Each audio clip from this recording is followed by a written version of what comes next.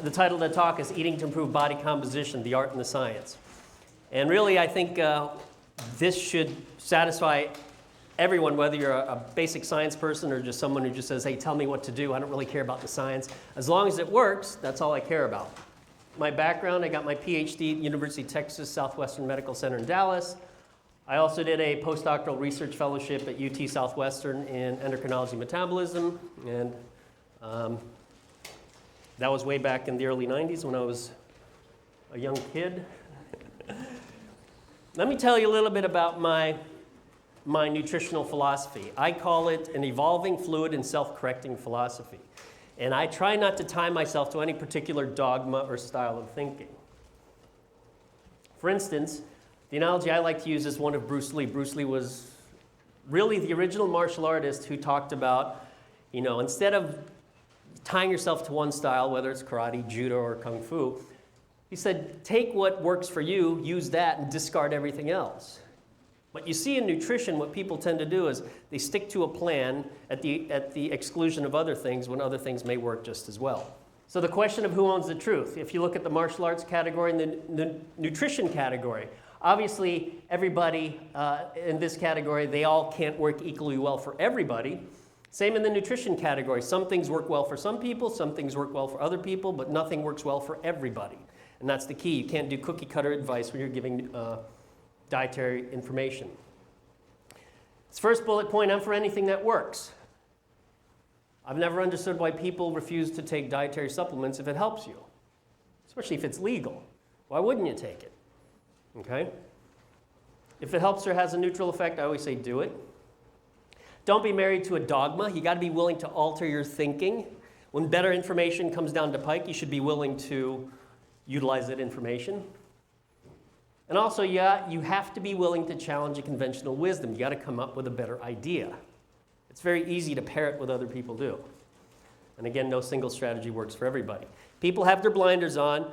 They think it's either high carb, low carb, this carb, that carb, at the expense of everything else, when in fact, again, when you're treating individuals, there might be certain strategies that work for one individual and certain strategies that do not. So, let's go through a series of studies. And I'm going to just point this out just as an example. Are we slaves to our genes? Can we all be world-class anything? Sprinters, bodybuilders, marathon runners, et cetera, et cetera. And so I want to show you this study talking about what's called NEAT, non-exercise activity thermogenesis. It's energy you burn just sort of sitting around. People who are fidgeters have a lot of this NEAT or NEAT. And I want to show you, just real quickly, if you look at lean people and obese people in the open bars, obese people in the dark bars. Lean people and obese people tend to lie around the same amount. But in terms of sitting, look at this. Obese people tend to sit a lot more. Again, this is minutes per day. Obese people tend to stand and walk around a lot less. Again, this is measured minutes per day. So the argument is, well, the reason obese people don't move around is because they're obese. You're too heavy, you don't want to move, you don't feel good. So, here's an elegant study before I show you the results. Why don't we get fat people to lose weight, skinny people to gain weight? And then let's see how they move around. So theoretically, you'd say, well, skinny people, if you gain weight, you'd want to sit around more, right? Fat people, you lose weight, you want to move around more. Well, guess what? That's not what happens. Just look at the top. Overweight people who lost weight didn't move any more than before. So when overweight people lost weight, they lay around the same, they sit around the same, they stand and walk the same. Skinny people who gain weight, they lie the same, they sit around the same, and they stand and walk the same. Meaning, and I'm not trying to discourage you, but there are certain things that are ingrained genetically in people. Some people like to move, some people don't. So there is some truth to the fact that you are limited by your genes. However, again, your phenotype is an interaction of genes and environment. But if you look at this, if obese individuals adopted the NEAT enhanced behaviors of the lean counterparts, they might expend an additional 350 kcals a day. This could mean an extra 127,000 calories roughly, or about the weight of a dumbbell. That's just by doing, and this isn't exercise, this is like fidgeting your legs, getting up and walking a little, maybe instead of doing the remote, walking to the TV, it's doing just stuff that involves movement. It's not exercise. Just for fun, I want to show you some pictures. Here's a picture of a cat lifting weights. For those of you who might have known some of my previous research, it was actually in weight training animals. And this cat lifting weights, we tried to hypertrophy their FCR muscle, flexi carpi radialis, or the palmaris longus muscle. These are wrist flexors, and of course humans have them as well. What we found in these cats is sometimes the muscle fibers are really kind of bizarre. You had Y fibers, split fibers, X fibers.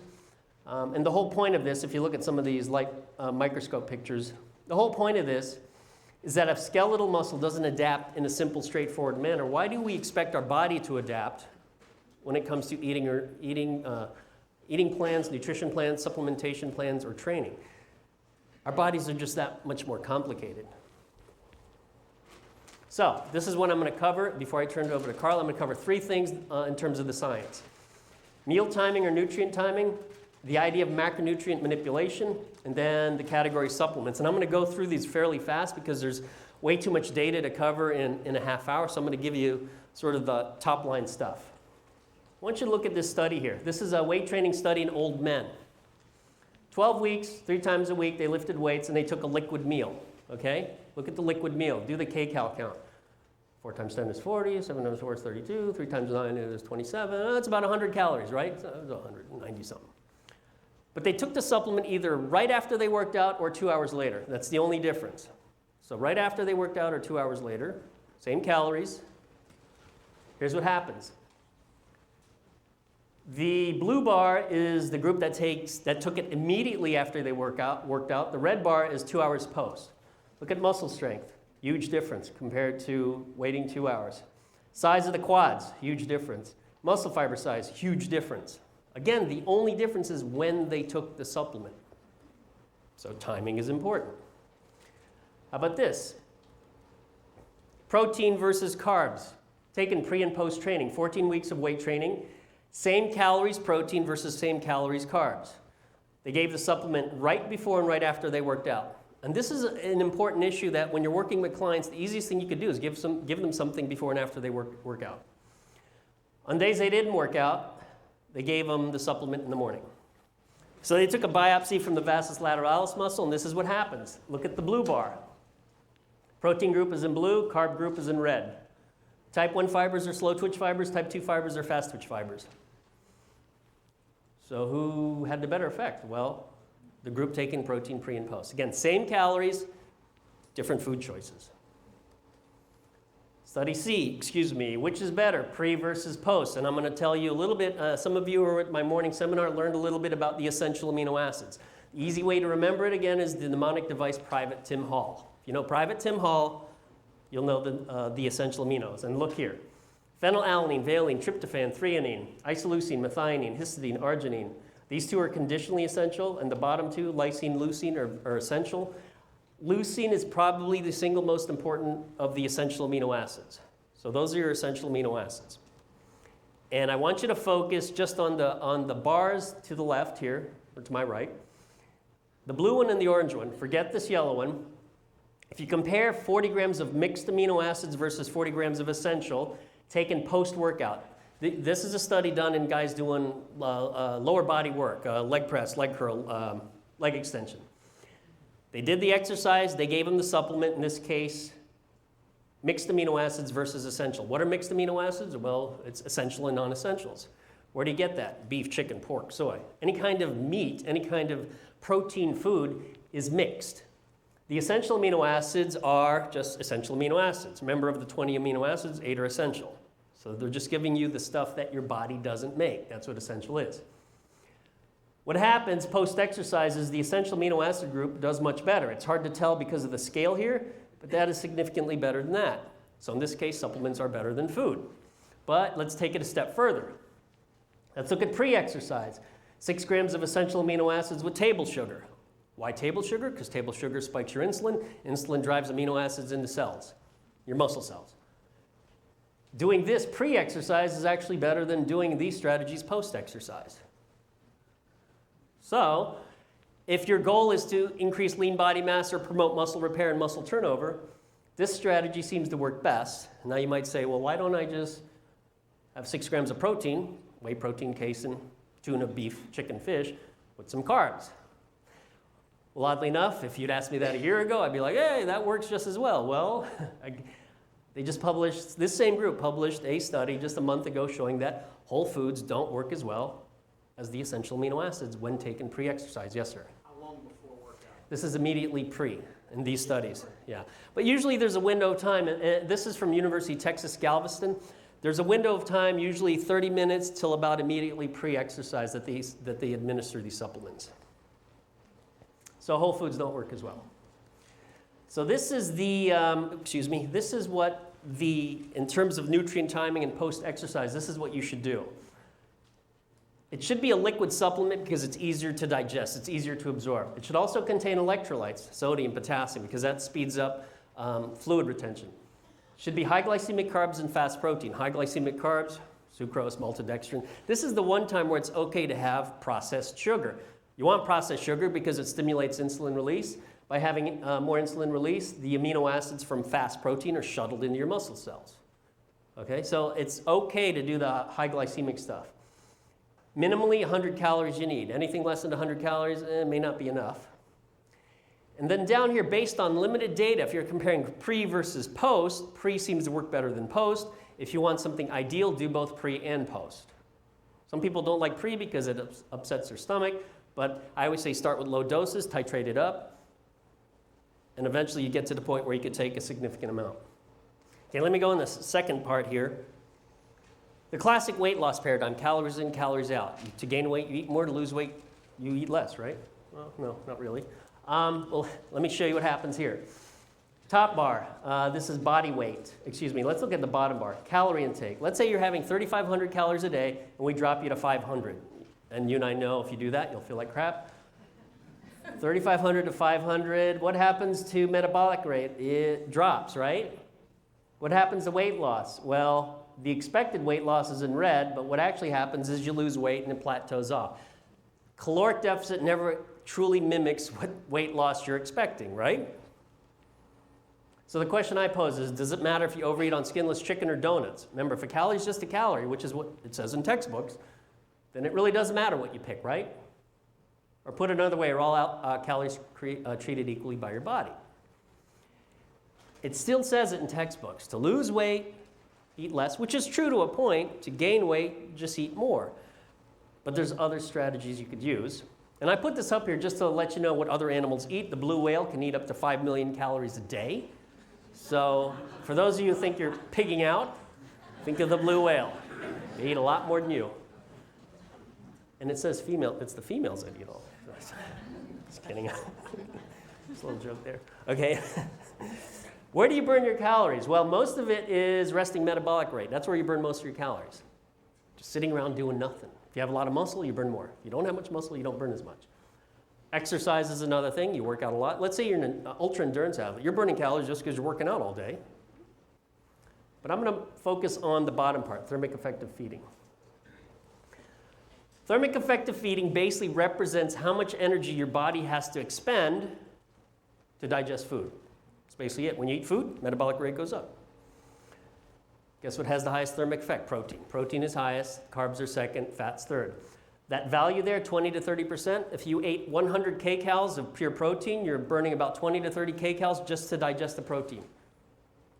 So the net caloric gain is less with protein. Quick trivia question. How many of the following are essential for humans to be alive? Let's say you're Robinson Crusoe, you're shipwrecked, you're in a desert island, and someone says, I'm going to give you all of these or some of these, and which ones do you pick to stay alive? Well, you definitely need water. What about vitamin C?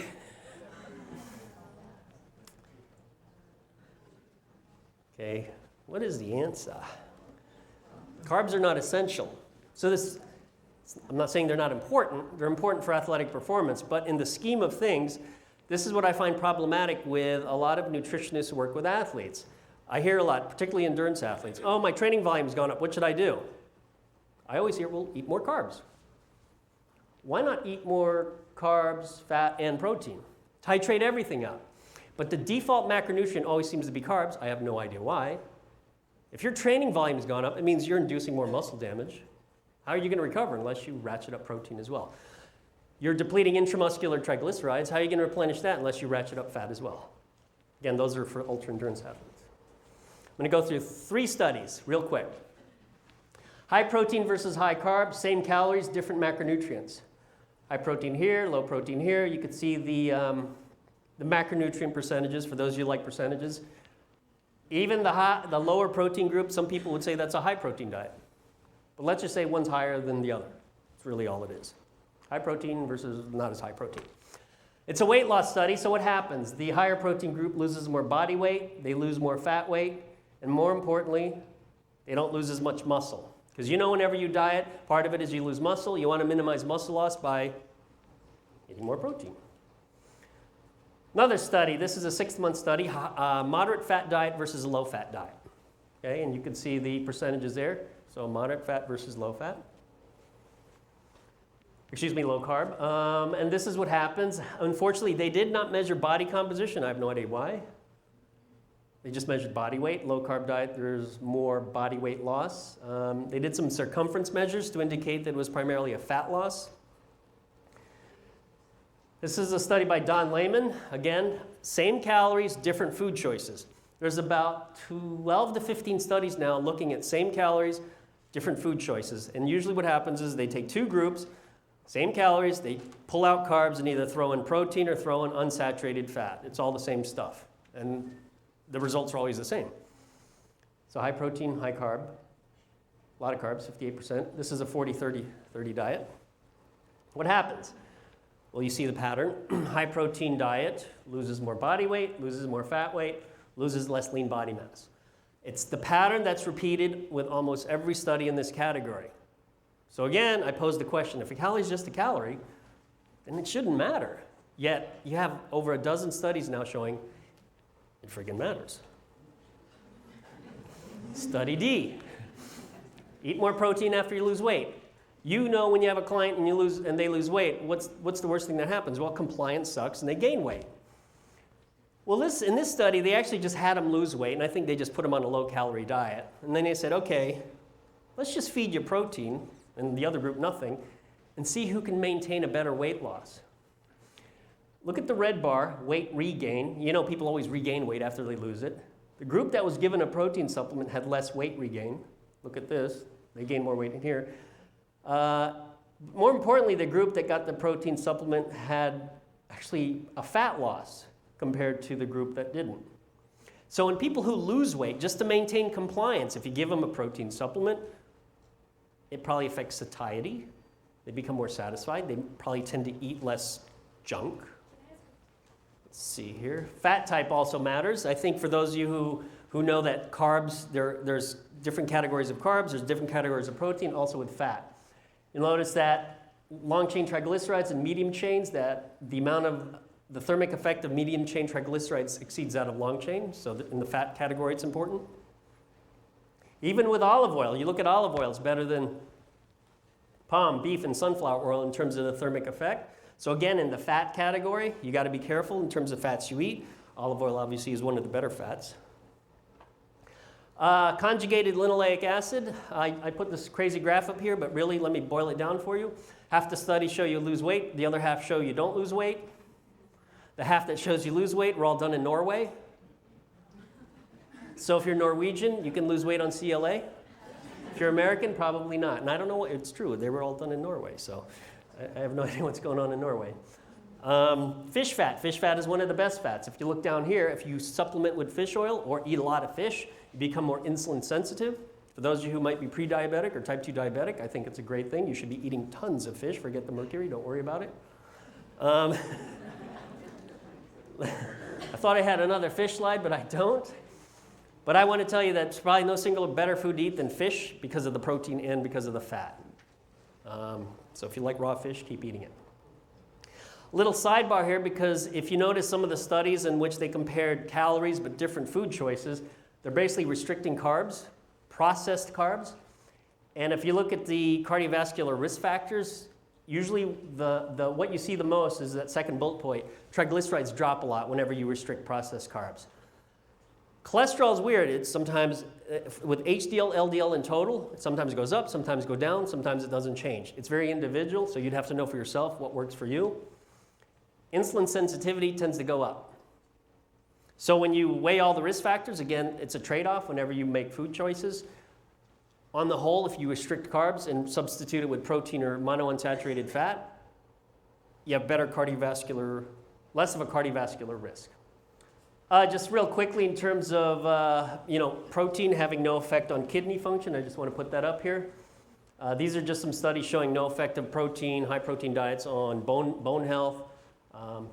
These are bone health study, and again on kidney function. There's no data to show that high protein diets are bad for you. Now I'm going to move to supplements. So I've covered nutrient timing, I've covered macronutrient manipulation, now I'm going to cover supplements. How much time do I have? And I'm going to cover some of the basics here. I might fly through this. Again, I want to point out that supplements are just another training tool. You got to treat it like you would having a weight training belt, having better shoes, having a good coach, having a faster bike, having aerodynamic swimsuit, having tinted contact lenses that baseball players wear. It's just another training tool. For some reason, people put, it's okay to eat a food, but God, once you put it into a little gel cap, oh my God, it's unethical. It's in a gel cap. You can't do that. Oh, but if it's in a food, you could do that. So it's okay to eat creatine if it's in herring, but if you put it in a capsule, don't let your teenage son do it. So just got to think about that a little. Glad you like that. Creatine, well over 100 studies. Actually, it's probably about 400 studies. And it's not just water weight. You actually gain muscle protein. And just focus on the bottom here. You actually get an increase in myofibrillar protein. That's actin, that's myosin. It's not just water weight. You're getting actin and myosin. It also helps a whole slew of activities, primarily short duration, high intensity activities. I've listed a few there. In fact, you could just name an activity that's explosive in nature or requires a lot of power. Creatine will help. But about 30% of you are non-responders, unfortunately. And then these are just some of the things, and you could sort of read this real quickly, but these are just some of the things that creatine does. Most of the research now on creatine is clinical. It's not in sports because people in the sports world are sort of bored with it. We know creatine works. What's the point of doing another study? But in the clinical realm, creatine can improve patients with COPD, patients with neuromuscular diseases, neural functioning. There's actually studies showing creatine helps people who are sleep deprived. There's a whole slew of stuff on creatine. It's really interesting. Calcium is a fat loss agent. If you look at the data, there is some data showing that whole foods containing calcium, milk, dairy, might help you lose body fat. It's about 50-50. Caffeine, I want to mention caffeine real quick. Second to creatine, there's probably more studies on caffeine having an ergogenic effect than anything else. And these are just some of these sports. Anything from ultra endurance to sprint sports, caffeine can help. So if you're participating in those sports, it would behoove you. Caffeine also helps you oxidize fat. It has a thermic effect. That's probably why most people take it. It sort of revs them up. Bottom line is caffeine is a great pre-workout strategy. It increases fat oxidation. It's a great ergogenic aid. There's probably nothing close to it except creatine. I'll mention ephedrine caffeine real quick because there's still studies being published on it. Most of them are on overweight people, showing that ephedrine plus caffeine will help you lose body fat more effectively than a placebo, with the adverse events being minimal to none, as long as you follow the dose. And I just mentioned that real briefly. Grapeseed extract, it's an antioxidant. There's some animal data, no human data yet, but there's some animal data showing that it might help you lose body fat. Same with green tea extract. There's animal data that shows it might help you lose body fat. So I just mentioned this just so you've heard it, and maybe 2 or 3 years from now you'll hear about some human data. The protein category. Animals versus vegetarian protein. Animal protein, on the whole, is probably better than vegetarian or vegetable-based protein in terms of promoting gains in lean body mass. There's actually a study comparing milk versus soy, with milk protein doing better than soy protein. Now when you look at the subcomponents of milk, casein versus whey, casein is slow, whey is fast. This is what it looks like when you consume it. Whey protein is the red line, casein is the yellow line. When you consume whey, it's absorbed very quickly. This is the amount in your blood. It drops very quickly at about 4 hours. Casein, on the other hand, is elevated for 7 hours. That's why some people say take whey protein post-workout. Take casein before going to bed. It's your nighttime protein. Again, other supplements, your branched-chain amino acids, especially leucine. Leucine's critical for promoting gains in lean body mass. I don't have time to go over it. Beta-alanine, another amino acid if you get it. And for those of you who haven't tried it, when you do try it, make sure you limit the dose to about 1 gram divided over the course of the day. So 1 gram in the morning, 1 gram for lunch, 1 gram for dinner. So otherwise you get this paresthesia. Some people like that though, the little tingling in your fingers and your face. So the moral of the story is, how do you know when a strategy works? Well, it works when your client or athlete performs better. Take-home messages. Substitute processed carbs for protein and unsaturated fat. Utilize nutrient timing. Take something before and after your workout. If you don't like something before, take something after. Use effective supplements, creatine, caffeine. There's a whole slew of those. And again, the idea of nutrient periodization, depending on where you are in the training cycle, whether you're doing high volume training, low volume training, intense training, you can alter the macronutrients you take in and the supplements you use depending on where you are. So enough of the science. What does the real world experience tell us? And I'm going to hand this over to Carla Sanchez. Let me give you a brief background. I have my degree in psychology, which all of you that are trainers know that actually comes in quite handy working with the general fitness population and probably most importantly with athletes, especially fitness and figure athletes. I'm a certified strength and conditioning specialist and professional fitness and figure competitor, and now I coach fitness and figure competitors. Now the difference between what a fitness and figure athlete is going to do and the normal, average, everyday person in terms of losing weight, changing their body composition is really not that different. Someone mentioned over here, there was a question about an athlete or the average normal person. Well, if the goal is to improve body composition, the strategy is essentially the same. When you're talking about an elite athlete who is a physique athlete, the differences are they're much more disciplined, and it comes down to that 3-week, 2-week time frame before competition. This is one of my favorite sayings. Life isn't about finding yourself, it's about creating yourself. And this is what all of you do when you're working with your, when you're working with your clients. You're helping them create the physique that they are dreaming about, and it also changes the kind of person that they are. You see that a lot. So here's my secret. If you want serious results, you must take your training and nutrition seriously. It's very, very simple. But you all have clients that come to you, well, I really want to lose weight, I really want to fit into this pair of jeans, I really want to do this, I really want to do that. You tell them what they need to do, and then you hear the list of excuses, right? Well, whether they're an elite athlete or that average person, you have to convince them you've got to take this stuff seriously, and you will get those results. Now, setting physique goals. This here is Christine Pomponio-Pate, who recently, just last weekend, finished 4th at the Olympia. She's a figure athlete. Setting physique goals, there's 3 things we need to look at: body weight, body fat percentage, and also the shape of physique. Sometimes you get the client that just wants to spot reduce. The women come in, my butt's big, my hips are wide, I want to work on that. For physique athletes, all 3, but most importantly, shape is really what's important. That's what they're being judged on. And again, in the everyday world, that's what most people are concerned about. Setting physique goals, meeting with the trainer, convincing them to come to you as a professional. You're going to help them, of course. Determining their body weight and body fat percentage. Determine fat-free mass, taking measurements, and of course, photos. This is probably the most powerful. When you have a client, you know that their physique is changing, you know that their body weight's going down, they know it too, but they look in the mirror and they keep seeing the same old person. You show them those pictures. Before and afters are very powerful. First step here, body weight. I'm really not a scale person. I could care less how much I weigh, how much my clients weigh.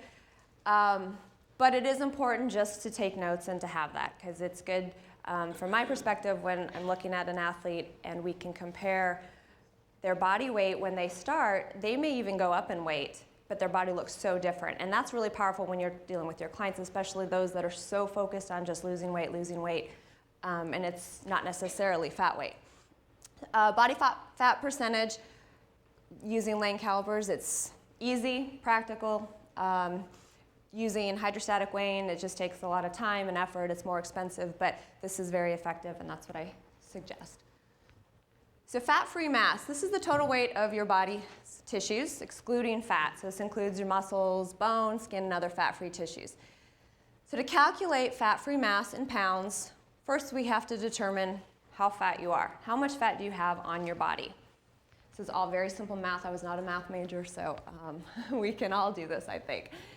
So fat body mass, body fat percentage times your body weight, and then we're going to calculate fat-free mass by taking fat body mass, subtracting that from the total body weight. So here's an example here.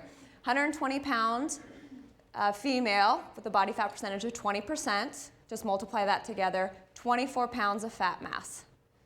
So to determine fat-free mass or lean body mass, you just subtract the fat mass from the body weight. So determining goal body weight and body fat percentage, you're going to divide current fat-free mass by percentage of fat-free mass at your target body fat percentage. So this requires two factors, knowing your current fat-free mass as well as your desired body fat percentage. I like to focus more on this than on a body weight. So you'll see, the recommended or what's considered lean or a competitive athlete I know is anywhere, 14, 15%. And I think the average female at being 22, 23% generally can be high. But again, talking about different formulas, you can use, one method and come out with 18% and use another method and it's 26%. So so much of it is relative, and again, it just comes down to what do you see, what does the client see, and where are they happy with an athlete, where are they going to be competitive. But we're going to use 12% as a goal, and some of you might say, oh my gosh, that's so low, and they're not having their menstrual cycle. I will point out that all of the athletes I've worked with have never stopped their menstrual cycle. Okay, I bring this up because I always get this question from females that that's so low, it's so low. And most importantly, I believe, and I'll get to this later, but essential fatty acids are incorporated. Their diets are 20 to 25% fat. They're not low-fat diets. And so I think that has a lot to do with it. Okay, so determining, where are we? Okay, our goal is 12%.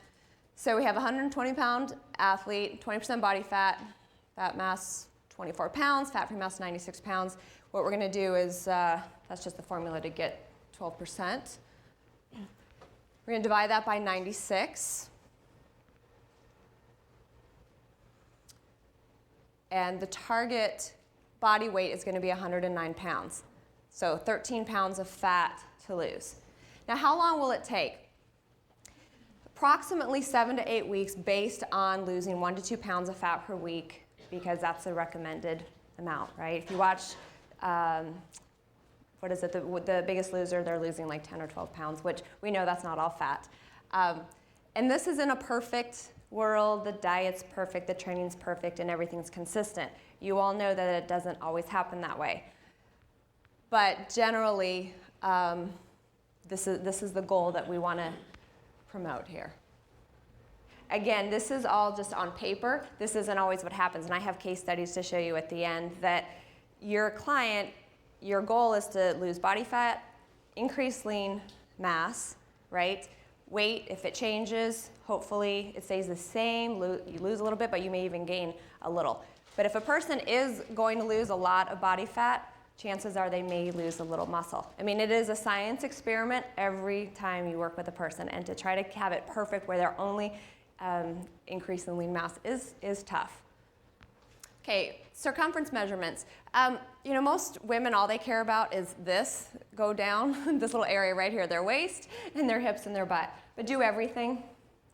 And again, it's just for, good notes, good note taking. Okay, the essentials, nutrition and exercise, right? Everybody knows that. I have a little saying here, eat naturally lean, powerfully green, and fatty clean. Very important protein. Dr. Antonio talked about that in great detail. The importance of carbohydrates, yes, they're important. I emphasize more vegetables. Having to be dependent on breads and rice and pasta isn't always necessary. And I think in our society, we all think that, low carb is bad and high protein is bad. We have to have our carbs. I think fats are extremely important, and Nowadays, people are becoming more educated on the difference between the bad fats and the good fats. You have to make friends with the good fats. And then, of course, exercise, involving yourself in the health and fitness scene. Getting your clients involved as much as possible in various activities and things that they like, things that they're interested in. You not setting goals for them, saying, oh, you have to come to this class, you have to do this, you have to do that, whatever it is that they like. I get that a lot with my athletes that I work with. They may not, for example, runners. Runners have a very, they're kind of hard-headed, those of you that know runners. They only want to do running as a cardiovascular form of exercise. And some competitors that I have that are former runners, that's what they choose to do. But if you talk to a typical bodybuilder or a trainer that comes from that background, they'll say, no running, you're going to burn off too much muscle. Well, to me, if that's what they like and that's what they enjoy doing, then I work out a running regimen for them that will work for their goal. We need to also determine ideal caloric level. Okay, this is key. I think a lot of women think, well, I need to eat low calorie, 1,500 calories. I hear that a lot. I have athletes that are above 2,000 calories preparing for a competition, and people are like, oh my gosh, they're eating so much. How in the world can they get that lean? And it's the right types of foods. Number one, it's nutrient timing, of course, and it's their exercise regimen. Designing a meal plan. When are these foods eaten, like nutrient time, we're talking about that, and proper supplementation. So grant me the serenity to accept the things I cannot eat, the courage to accept the things I can eat, and the wisdom to know the difference. That's what we have to figure out. I have a saying that there really is not such a thing as a bad food, with the exception, I guess, of trans fats, but high glycemic carbs. Many of you may have come in here today thinking, sugar's just bad. Stay away from sugar completely, when really sugar can be good for you if it's taken at the right time, and post-workout is ideal. You can tell your clients if they have a sweet tooth and they want a cookie, they can have it post-workout. Probably going to benefit them, actually, as long as they're not eating the entire bag. So naturally lean protein helps build muscle. We know that. Also helps burn fat because of the thermic effect of feeding. Okay? Remember, protein helps increase your metabolism 20 to 30%. Selecting all natural, organic sources whenever possible. Here are some lean protein choices. There's a lot of people that just think protein is chicken. Do I only have to eat chicken? Of course not. There are several things you can eat.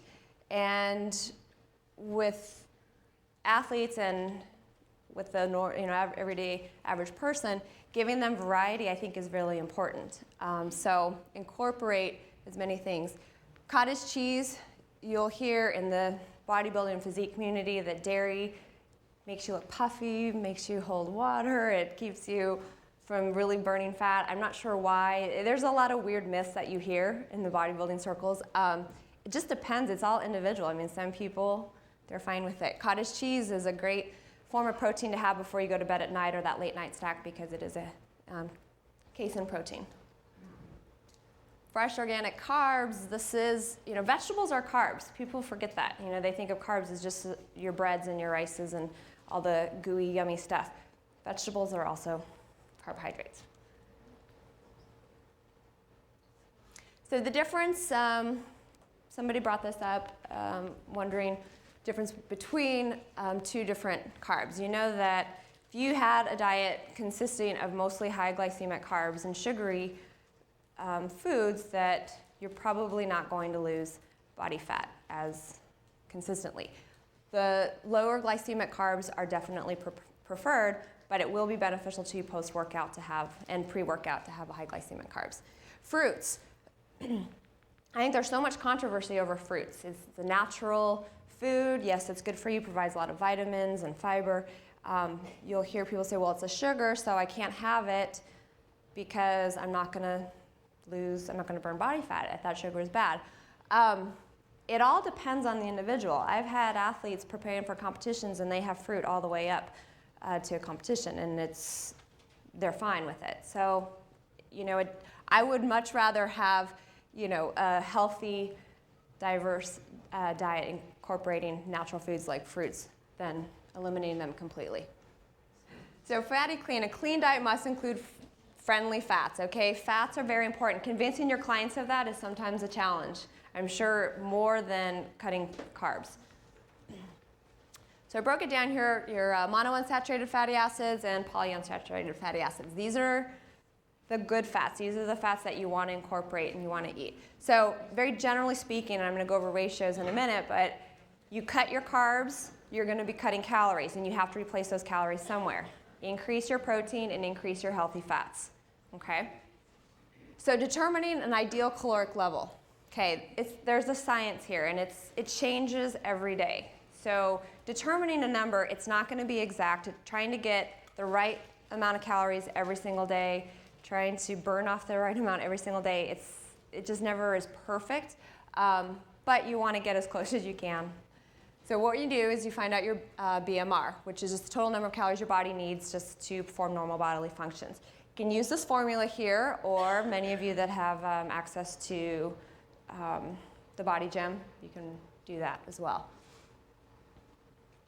Determining, here's that formula, the total daily energy expenditure. This can vary for individuals every day depending on the intensity of your workouts. You are not working at a super high intensity every single day. You may not be sitting at a desk for your clients. Your client load may be different, so you're burning different calories every day. So if you're determining this, I always, wherever you think you are, go less, because you're always less active than you are, generally. And you're going to adjust your calories according to the goal. Begin with a 15 to 20% reduction. Most of your clients, you might find, are just overeating, but you may have those individuals that already come to you that are in great shape. They already eat pretty well, but their goals, they just want to take it to the next level, and you may find that they're not eating enough, and then you're having to increase calories for them. But in general, we're going to talk about just reducing, and you want to begin with 15-20%. You don't want to do much more than that because, you know, compliance is going to be pretty low. They'll follow it for a day, and then they'll say, forget it, I can't live on this. So our example here with the total daily energy expenditure, we came up with nearly 2,500 calories, 20% reduction, subtract 500 calories, and this is our goal for weight loss. And that was just based on that individual. This isn't general, okay? We're going to cut calories first from dietary fat, so saturated fats, simple carbs, complex carbs, but we never, ever, ever cut protein. So if your client, most people complain when they get on a diet that they're just hungry all the time, especially for an elite physique athletes preparing for a competition. They can just eat more protein, and it's fine. I mean, I will recommend my athletes, if they're eating every 2 hours already and they're still hungry after a meal, they can increase protein. Now, the ideal caloric level, when you're determining this and you're also trying to reach your fat loss goals, the best approach is to keep the calorie deficit through diet small, okay, initially, but increase activity. It may just be increasing days, okay, or it may be increasing the intensity. So designing a meal plan. You all have heard, okay, eat these small meals throughout the day. My rule is this, eat every 2 to 3 hours, okay? So if that ends up being 5 meals, 10 meals, it doesn't matter. If you're getting up at 4 in the morning, going to bed at 11 o'clock at night, you're eating more than 5 meals. So there is not a magic number, nor is there a magic cutoff time. Okay, I've all heard this from people, don't eat after 6 p.m., don't eat after 8 p.m. Well, what about the client you have who's training at 8 o'clock at night? They work all day, they get to the gym at 8. Telling them not to eat? They have to have food, and they have to have that post-workout meal. So high glycemic carbs at, what is it going to be, 9:30 at night? Should they have them? It's after their workout. So yeah, I think that's what I would recommend. Obviously, it'd be better if they worked out at a different time, but you can't always control people's lifestyles. Measuring and weighing food accordingly. This is a good practice to introduce to clients initially, so they have an idea. Some people just don't know what 4 ounces, 5 ounces, 6 ounces of chicken breast looks like, or what a cup of vegetables or half a cup of brown rice. Keeping a journal, writing everything down it works magic. If you have clients that try to convince you that they eat really well, they have cut out all the junk food, have them keep a food log for a week, and they'll realize before you even see it that they're probably snacking a little bit more than they need to. Drinking plenty of water, and then free meals. Free meals work with general fitness clients that are trying to lose body weight. They also work with physique athletes. Incorporating a free meal once a week, twice a week is perfectly acceptable and will not hinder them from reaching their goals. My rule of thumb is with a free meal, as long as they have protein, they can eat whatever else they want, whatever else they've been craving. And then it keeps them sane as well, because no one wants to give up everything. So macronutrient ratios. So how much protein, how much carbs, how much fat? To start off, it's good to just try to get more protein in their diet. Many people may not be getting enough protein. They're getting plenty of carbs, I'm sure, and possibly enough fat, but maybe not the right types of fat. So start here, and then adjust the ratios, 40, 40, 20, and then finally to maximize fat loss. This is very effective. Higher protein, lower carbs. Keep the essential fats up, if not increase them. And a simple way to increase essential fats is to eat salmon, eat some of the fatty fish. Now let's talk about the calories, not just a calorie again, to remind you. Pizza, too much chicken. That's, I don't need to explain that. So now let's talk really quickly about a pre-workout meal. 30 to 60 minutes before workout or immediately, but what I find is a lot of people don't want to have a protein shake prior to a workout. It upsets their stomach, so about 30 minutes is fine. Moderate high glycemic carbs, protein, and then these are supplements that I recommend. Now post-workout. Okay, so yes, have protein, yes, have high glycemic carbs, but the question I'm always asked is, well, how much should I have? Especially with the high glycemic carbs. An example of the high glycemic carbs here: honey, raisins, white rice, cream of rice, sports drinks, the list goes on and on. But how much? If you want to, it depends first of all on the duration of the exercise, the intensity, and also what your physique goals are. Okay, if your physique goals are to really drop body weight, if you're a physique athlete, then these carbs are going to be very low. If you just finished a 2-hour track workout, let's say, intensity is high, duration is long, you're going to have a lot more carbs. And we just multiply, figure out your kilograms in fat-free mass, multiply that by 1/2 to 1.5 grams. Protein, whey protein is best. Anywhere more is generally better with protein post-workout, so if you can get 35 to 40 grams, it's ideal. Okay, supplements. Whey protein, Udo's oil. This is a great, flaxseed oil, Udo's oil. This is a great way to incorporate some healthy fats, essential fatty acids into your diet. Creatine, caffeine, a multivitamin, antioxidants, essential amino acids, glutamine, and of course glucosamine if you have joint problems. Adding spices and all that good stuff. I always tell people if you want to lose weight and you want to learn how to eat healthy, you have to learn how to cook. That's probably the most important thing. You should have a cooking class. Figure out how to prepare foods that taste good. And also the sweet tooth. We all have it, so here's some ideas. Splenda, of course, stevia, sugar-free flavored Da Vinci syrups. Those are just flavored syrups they have at Starbucks. Cinnamon, 100% pure cocoa. If you add that to oatmeal with a little bit of Splenda, there's chocolate oatmeal right there for you.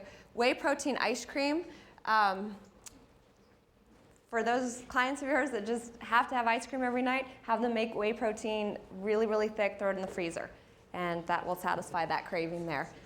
It's not the real thing, but remember, if you want results, okay, there's no excuses, so you have to do what you can.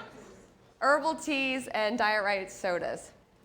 Exercising, I'll touch on this very, very briefly, but weights, cardio, and of course personalizing the plan. Cardio. There's such a variety of cardio out there, and which is better. High intensity interval training, high intensity, low intensity, sports training.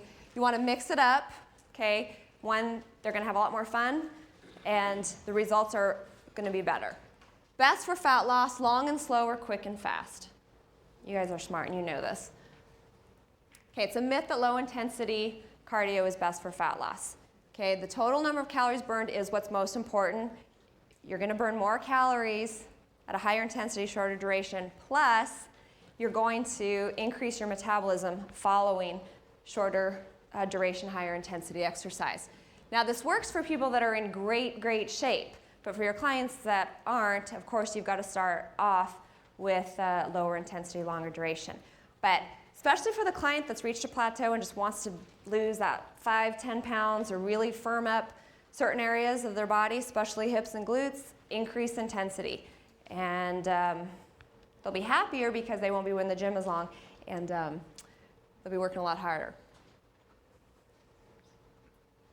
And here's just a graph that shows you this. The reason this whole myth even started was you guys remember that if you use fat as an energy source, so you're going to burn more fat during longer duration. So that must be, therefore you're going to burn more fat in the long run. But again, it comes down to total calories. So even though in a high intensity workout, the calories from fat is only at 40%, because most of it is carbs that are being used, you're still burning more calories. So that's what it comes down to. Personalizing the plan of your client. And no excuses, just results. This is my saying. You gotta convince your clients that they need to be prepared, they need to plan ahead, packing their meals. And this is lifestyle changes. This isn't just, okay, pack your meals until you reach your weight loss goal, and then once you reach your weight loss goal, go ahead and start eating out again all the time. Okay, this is something you have to adopt. Scheduling workouts, scheduling meals, of course, setting priorities, learning to say no and learning to say later. As trainers, I think most of you find that you really have to think about these things and apply them to yourself, because it's easy to overload your schedule with so many clients, or you have your workout time at 1 o'clock, but you have that new client that wants to work. Well, what do you do? Is that your time? Do you say no? Okay, or do you work them in? And this is sort of off subject, but most of the time you tell your clients, this is my time. They respect that. They will find another time to work out with you. You have to practice what you preach. So 4 short words sum up what has lifted most successful individuals above the crowd, and it is a little bit more. Convincing your clients to do what's all expected of them and a little bit more, they will reach their goals with your help, of course.